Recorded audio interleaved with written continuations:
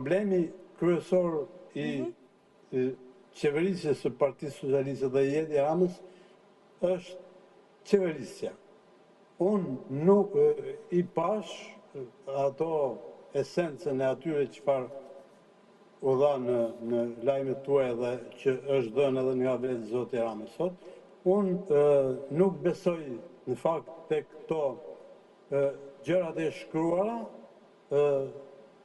siç janë besa, transparenca e tjera. Unë mendoj që ajo, siç e tha edhe zoti Qupi pak më përpara, problemi kryesor dhe imediat i Edi Ramës dhe i Partisë Socialiste është problemi i administratës.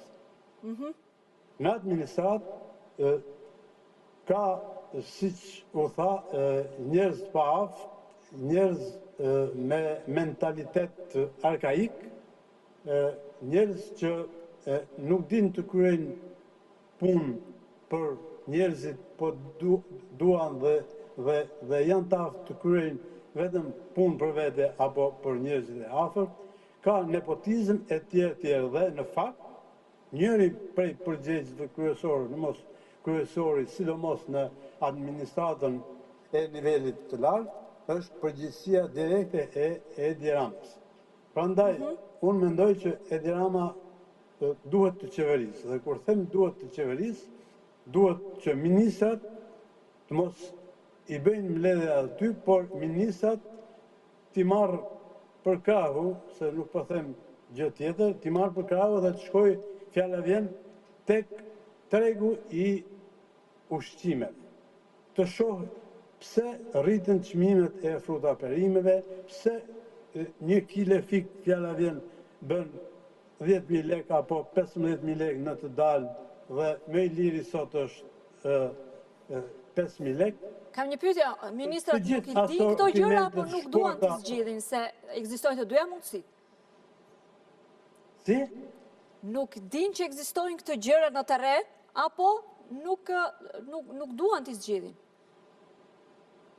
Unë mendoj që ata ministra nuk din çmimet se çfarë janë çmimet, i dim ne që shkojmë çdo ditë e blejmë ushqime, kështu që unë mendoj që nuk din, pa edhe kur i din, sigurisht ata kanë paga të tilla sa nuk i bën përshtypje çmimi. Por problemi nuk është thjesht tek çmimi që duhet ta dinë apo duhet ta dinë.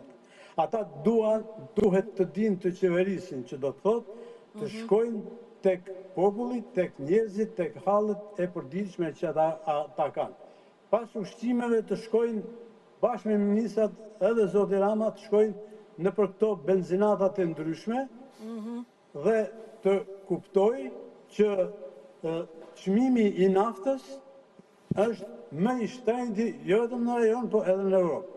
Dhe tu tregoj njerëzve se pse ndodh kjo. Dhe sigurisht s'ka si të ndodh ndryshe për faktin që këtu ata që janë përgjegjës nuk dinë të qeverisin. Ky është problemi kryesor. Shkoj tek stacioni i autobusit nëse rritet ai çmimi i biletës autobusit, pra të shoh paketën më të ndjeshme që kanë njerëzit sot për sot.